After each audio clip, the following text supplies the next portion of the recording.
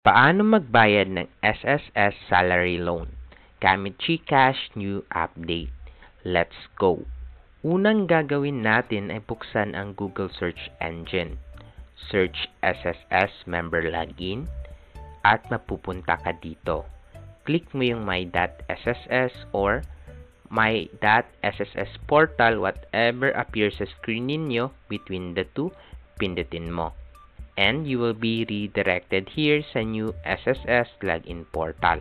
Dito sa new SSS login portal, mag-sign in ka lang. At mapupunta ka dito kung saan tatanungin ka kung saan isesend ang OTP mo to verify kung ikaw ba talaga may-ari. Pindutin mo lang itong number na nasa ibaba, which is yung registered mobile number mo sa SSS. At mapupunta ka dito kung saan you will be given exactly 5 minutes to enter the one-time PIN na pinadala nila sa iyong cellphone number. Open mo lang ang phone na pinadalhan ng message ni SSS para makita mo OTP. Memorize or take note the OTP na nasend sa phone mo. Enter mo sa portal, then click login. At once you click login, mapupunta ka dito. Scroll down ka lang up until makita mo itong I agree button. Then pindutin mo at mapupunta ka dito kung saan makikita mo itong view contribution. Scroll down ka lang up until makita mo itong pay loans. Dito sa pay loans, makikita mo ang generating a PRN. Pindutin mo at mapupunta ka dito wherein you will encounter two possible scenarios. Scenario A is kung wala kang auto-generated PRN na makikita sa ibaba ng active loans with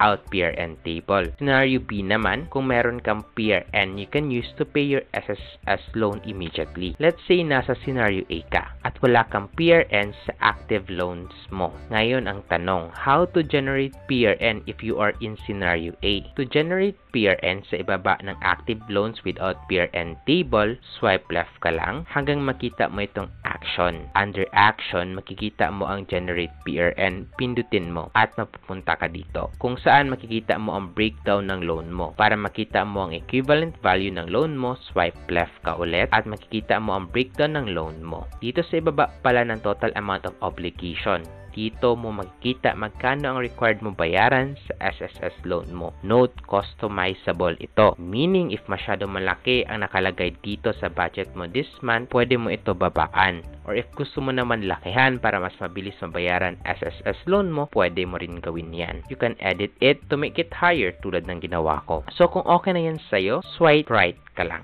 at babalik ka dito. Next step is to scroll down pababa. Then click submit request. At mapupunta ka dito, then swipe left ka ulit at makikita mo ito, meaning successful ang pag-generate ng PRN mo. So to view your PRN, click view loan list at mapupunta ka dito kung saan may PRN ka na. Just like in scenario B. If nasa scenario A kayo kanina at kayo nasa scenario B na, ganito ang gagawin natin. Swipe left ka ulit hanggang mapunta ka sa amount to be paid kung saan pwede mo itong i-adjust depende kung magkano gusto mo bayaran tulad ng ginawa ko. Once na set mo na amount na gusto mo bayaran, swipe right ka ulit at babalik ka dito. Next step is to scroll down hanggang makita mo ang save changes. Then pindutin mo at makikita mo itong message na ito.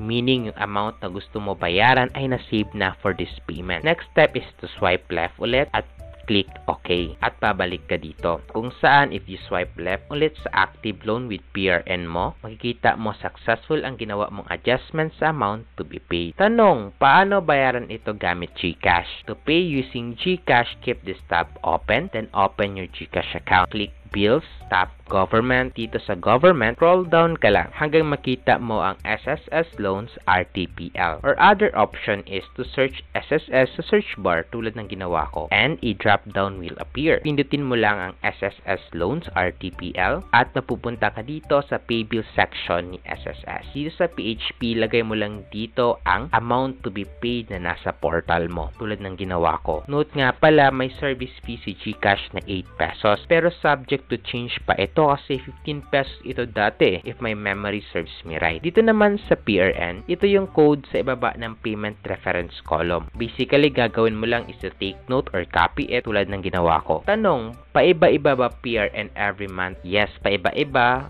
ang PRN every payment every month. Kaya, you need to generate PRN every month. Dito naman sa account number, balik tayo dito. Then, swipe left hanggang makita mo ang loan account number column. Under it, ito yung loan account number, copy mo yan, tulad ng ginawa ko. Dito sa payer type, click mo lang arrow na ito. Then click individual if ikaw mismo ang magbabayad ng loan mo. If employer ka, click employer and it will reflect. Dito naman sa country, click mo itong arrow at mag-a-appear ito. Scroll ka lang hanggang mahanap mo ang bansa kung saan ka nag-work. Kapag nahanap mo na, pindutin mo. Dito sa email address naman, optional lang ito. Pwede mo lagyan, pwede din hindi. Ang advantage lang kapag nilagyan mo is that may matatanggap ka na resibo sa email mo for your SSS loan payment. Dito naman sa protect your bills, uncheck mo itong box na ito kung ayaw mo magbayad ng extra for insurance. Kung okay lang sa'yo magbayad ng extra, keep it checked. Ako, I will uncheck it kasi I find it unnecessary. Tapos, if okay na lahat, I will click next.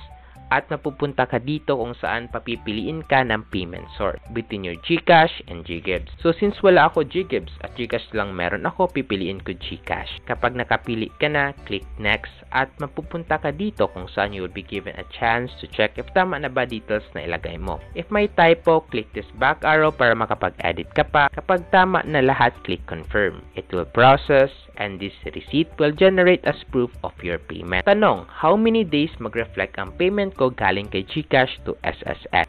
Sagot, based on experience, 5 to 15 minutes reflect na agad payment mo sa SSS galing GCash. To verify if nag-reflect na ba talaga, sign in ka ulit sa SSS portal mo, click Generate PRN, at mapupunta ka dito.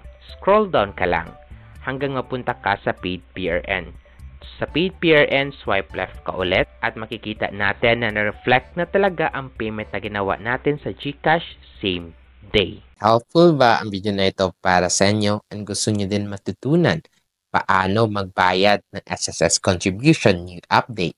May tutorial din ako para dyan, click mo lang ito.